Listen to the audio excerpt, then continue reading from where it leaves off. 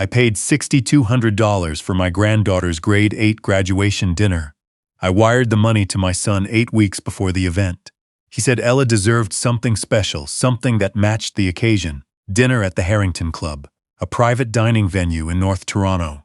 50 guests, white tablecloths, the works. I said yes because Ella had worked hard and I loved her. I said yes because that's what grandfathers do. When I arrived at the Harrington Club on a Friday evening in June, wearing the sport coat I'd bought specifically for the occasion, a woman at the front desk smiled at me with a kind of professional warmth that doesn't quite reach the eyes, and told me my name wasn't on the reservation list. I'd like to tell you there was a dramatic pause. There wasn't.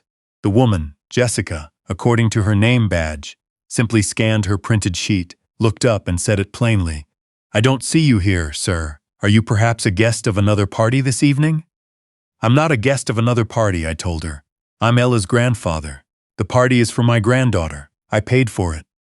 Her expression didn't change, which somehow made it worse. She excused herself to find the event coordinator. I stood in the marble foyer of the Harrington Club, in my good sport coat, with my hands that 38 years of contracting work had marked permanently. The thick calluses, the knuckles that never fully unbent after a cold winter, the faint ghost of sawdust that no amount of scrubbing fully removes, and I waited to be approved for entry to a party I had funded. Through the glass doors of the private dining room, I could see Ella. She was wearing the blue dress she'd shown me on a video call 3 weeks earlier, spinning in front of the camera asking if it was too fancy. I'd told her there was no such thing as too fancy for grade 8 graduation. She'd laughed and said I was biased. I told her she was right and that I didn't care. Now she was 13 years old and surrounded by people I didn't know, and she was scanning the entrance the way she always did when she was looking for me. My son appeared before the coordinator returned. He came through the glass doors looking the way he always looked at these kinds of events, tailored, composed, wearing the expression of a man managing several things at once. When he saw me, something flickered across his face. Not surprise. Something closer to resignation. "Dad," he kept his voice low, "how did you get in?" I told him I'd walked through the front door. He glanced over his shoulder at the dining room, then back at me, and he said something I've replayed in my mind more times than I can count. "I need you to understand that tonight is complicated." I told him tonight wasn't complicated. I said I'd paid for the dinner. I was Ella's grandfather, and I was here to watch her blow out her candles. He ran his hand through his hair, a gesture I recognized from when he was 9 years old, from every report card conversation, from every time he'd done something he didn't know how to explain. He said, "This isn't about the money, Dad. The people in that room, they're from the firm, they're clients, they're my wife's real estate contacts. These are people we're trying to build relationships with. These are people who matter to our careers." "And what about me?" I asked. I kept my voice even. "What about Ella?" "Ella understands," he said, though I could hear the uncertainty underneath it. "She knows we have to think about the bigger picture." Ella was 13 and had no idea her grandfather had been quietly erased from the guest list. I knew that with absolute certainty. Then my daughter-in-law appeared. She moved through rooms the way she moved through open houses, smoothly, assessing everything at once, deciding what had value. She looked at me the way she sometimes looked at properties priced above what the neighborhood could support. "Oh, Clarence," she said, and she smiled. "I didn't know you were coming by." "I wasn't coming by," I told her. "I was attending." She exchanged a glance with my son that lasted less than a second but said everything. Then she looked at my hands, not obviously, not rudely, just long enough to register them, and she said, "I love that you dressed up for it. You look wonderful. Very authentic." Authentic. The word landed like a stone. She said, "The thing is, we've set the room up in a very specific way. Seating arrangements, conversation flow, it's all been planned around the relationship dynamics in there. It would be awkward to restructure now." I looked at my son. He was looking at the floor. I had built a sunroom addition on the back of their house 3 summers ago. I'd done it as a gift, taken 2 weeks off from paying contracts to do it. I'd framed it, drywalled it, installed the windows myself. My daughter-in-law had called it charming at the time, a tone that I now understood meant the same thing as authentic. I stood there for another moment. Then I nodded once, walked back through the marble foyer, past the woman at the front desk with her printed reservation sheet, and out through the front doors into the June evening. My truck was in the lot. I sat in it without starting the engine.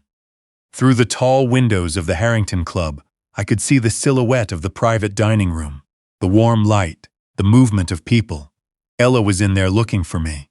I knew she was. I'd never missed anything that mattered to her. Not her grade 3 science fair. Not her first skating competition. Not the school play where she played a talking tree and spoke exactly one line and was furious they'd only given her one line. I'd never missed anything, and she knew that about me the way children know the reliable things.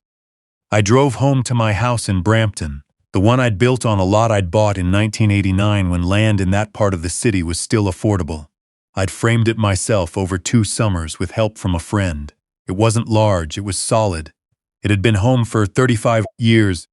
I sat at my kitchen table, Douglas fir, salvaged from a heritage demolition project in the Junction, resurfaced by my own hands, and I let myself think clearly for the first time since leaving the club. My son hadn't made a scheduling error. He hadn't forgotten to add my name to a list. He had made a deliberate decision that having me in that room would cost him something, that the people he was trying to impress would look at my hands and my sport coat and my way of standing, and they would know where he came from, and he didn't want them to know.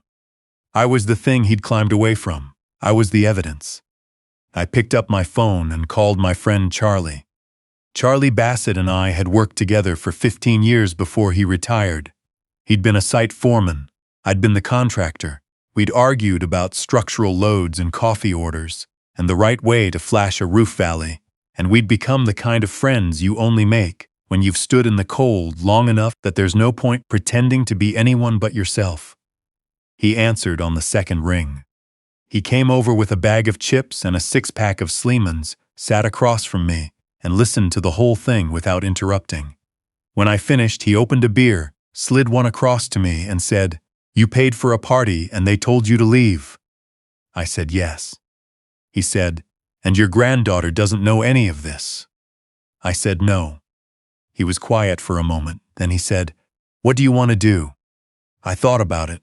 I was 64 years old. I'd buried my wife 7 years ago.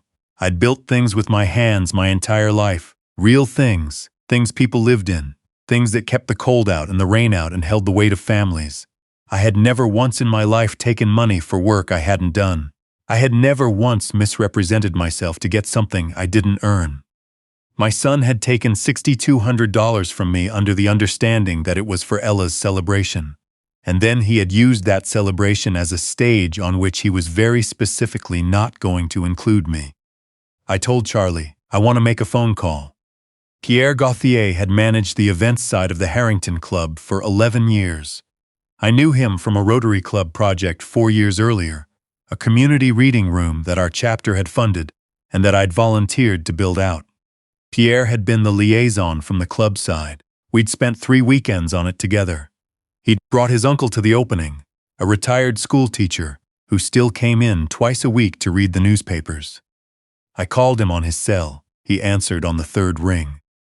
I told him what had happened. Not emotionally, just the facts. That I was the one who'd transferred the funds for the graduation dinner booked under my son's name. That I'd arrived to find I wasn't on the reservation. That I'd been told, very politely, that the room's seating had been planned around relationship dynamics and restructuring would be awkward. There was a silence on the line. Then Pierre said, "He told us you wouldn't be attending. He said you were the financial sponsor, but that you had a prior commitment." Financial sponsor. Pierre said, "Clarence, you built the room where my uncle reads the paper every Tuesday." I told him I wasn't asking for anything improper. I just wanted him to know. He said he understood. He said he'd be in touch. I wasn't certain what Pierre would do with that information. But there was something clarifying about saying it out loud, about making the facts exist somewhere beyond my own kitchen. 40 minutes later, my phone rang. It was Ella. I knew it was her before I saw the number, because she was the only person who called from a borrowed number always charming some adult into lending her their phone when she'd misplaced hers, which was often. When I answered, her voice was careful in the way it got when she was trying not to sound worried. "Grandpa," she said, "where are you?" I told her I was at home. She was quiet for a second. "Then what happened? You never don't show up." I said I'd explain later. I asked if she was okay. She said, "I told Emma and Josh that you had an emergency, that something came up that you had to handle. I said it was probably a job thing, because you always say the job doesn't wait for you." A pause. Was it a job thing? The fact that she was covering for me, without knowing the real story, just instinctively protecting what she believed to be true about me, did something to my chest that I don't have words for. I told her I was fine. I told her I loved her. I told her I was sorry I wasn't there. She said, "You're going to come to my high school stuff, right? Like everything?" I said everything, without exception. She said, "Okay, good. I have to go back before Mum notices I took a server's phone." A pause. "I'm glad you're not hurt." I sat with that for a long time after she hung up. About an hour later, Charlie called me from outside. He said I had to come see something. He'd driven over to the Harrington Club on his own and was sitting in the parking lot. I drove back. The dining room was visible through the window from the lot. Something had changed. The rhythm of the evening, the practiced movement of servers with plates and pitchers, had stalled. Glasses sat unfilled. A dessert tray had appeared and disappeared. One of the guests, a man in a dark suit, had flagged down a server and been answered with an apologetic gesture toward the back of the room. I watched my son stand up from the table. I watched his posture shift the way it shifts when something has gone wrong in a meeting he'd prepared for. He crossed the room toward the service entrance. He came back 3 minutes later looking like he'd been told something he couldn't immediately solve. My daughter-in-law reached for his arm. He shook his head. The guests began exchanging uncertain glances. A couple near the window gathered their things. Another couple followed. The room had the feeling of a meal that's ended before anyone ordered dessert. Charlie said, from the driver's seat, "Sometimes the bill comes due at the exact right time." I didn't feel triumphant. I want to be clear about that. I felt tired and sad and very certain about something I hadn't been certain about before, that I was done pretending the diminishment was normal, done paying for my own erasure. I went home, I made tea, I didn't sleep much. In the morning, my daughter-in-law was at my door. She wasn't wearing her work clothes. She had on jeans and a fleece, her hair pulled back, no jewelry. She looked like a person rather than a presentation. She asked if she could come in. I stepped aside. She sat at my kitchen table and looked at the wood grain for a moment before she said anything. Then she reached into her bag and placed her phone on the table between us. "There are things you need to see," she said. "I've been carrying this since last night, and I'm not able to keep carrying it." She had pulled up a series of messages between her and my son. A thread from the 6 weeks leading up to the dinner. She turned the phone toward me and let me read. My son had written, "The optics aren't right if Dad's there. He'll stand out. You know what the partners are like. They'll connect the dots and suddenly I'm the contractor's kid, not the guy who built the practice from the ground up." She had written, "But he paid for this." My son had written, "That's not the point. He can see Ella another time. We'll do a family thing. This dinner is about positioning, not family." Later in the thread, "Don't tell him he's not invited, just don't confirm. If he shows up, let the venue handle it. Say it was an administrative error." I read it twice. The second time, something that had been soft in me went hard. My son had not made a thoughtless decision. He had constructed a plan. He had taken my money and treated my presence at my granddaughter's celebration as a liability to be managed. He had used the word positioning. He had told his wife that I was not about family. I was about optics. I set the phone down. My daughter-in-law said, "I made those comments last night." The authentic remark. I was being what he needed me to be in that moment, and it was wrong. I knew it was wrong when I said it. I asked her why she was here. She said, "Because Ella came home last night and the first thing she said was that she didn't want the cake. She said she'd rather have had a pizza in your kitchen than a 5-course dinner without you. She said, 'Why does it matter what Dad's clients think of Grandpa? Grandpa is grandpa. She stopped. Her voice had thinned. She's 13. She understood something that I've been too busy to notice.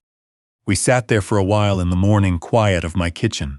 Outside, the June light was doing what it does in late morning in Ontario, that particular clear quality that doesn't happen anywhere else. I told her I appreciated her coming. I meant it. After she left, I called my accountant. I had set up an RSPEC for Ella when she was born, contributed to it every year without exception, even the years when the contracting business had been slow and I'd had to be careful about everything else. The plan had grown to just over $14,000, compounded and eligible for the Canada Education Savings Grant. I asked my accountant to help me restructure the account so that I was the sole subscriber with direct control over disbursements. If Ella wanted that money for university, she'd need to come to me. I wasn't removing it. I was protecting it, making certain it served the purpose it was meant for. I also contacted a paralegal I knew from a job I'd done for a law office in Mississauga. I wanted to understand my options in small claims court. The $6,200 I'd wired had been provided under a clear understanding. It was for Ella's graduation dinner, an event I was expected to attend. My son had misrepresented the nature of the arrangement to obtain the funds. In Ontario, that's recoverable. She said she'd draw up a letter of demand as a first step. Charlie came by that afternoon.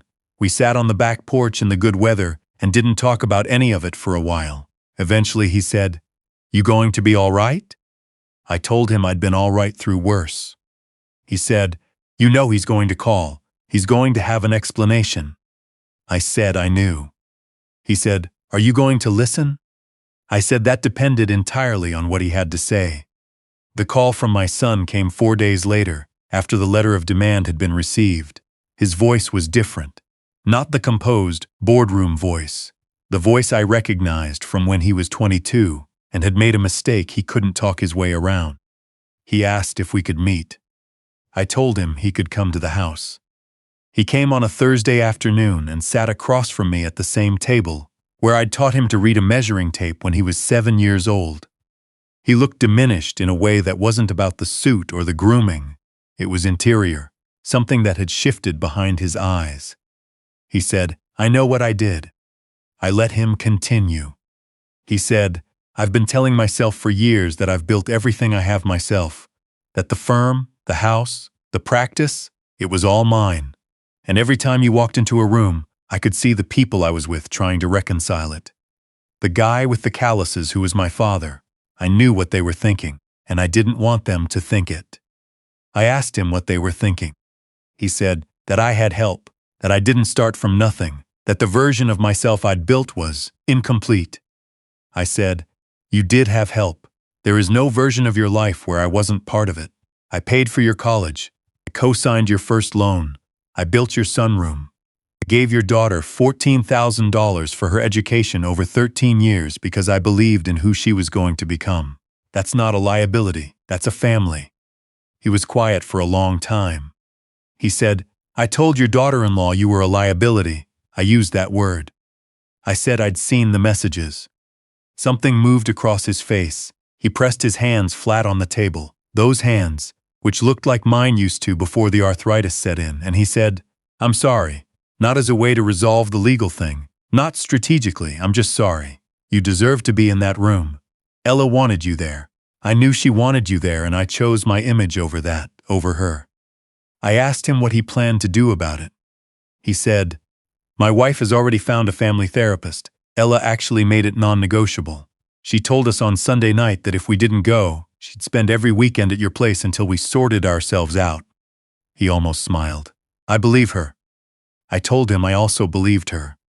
I said, "There are conditions, not punishments. Conditions. You continue the therapy. You don't manage my relationship with Ella. You don't control when I see her or how, and you don't frame me to her friends and colleagues as something to explain.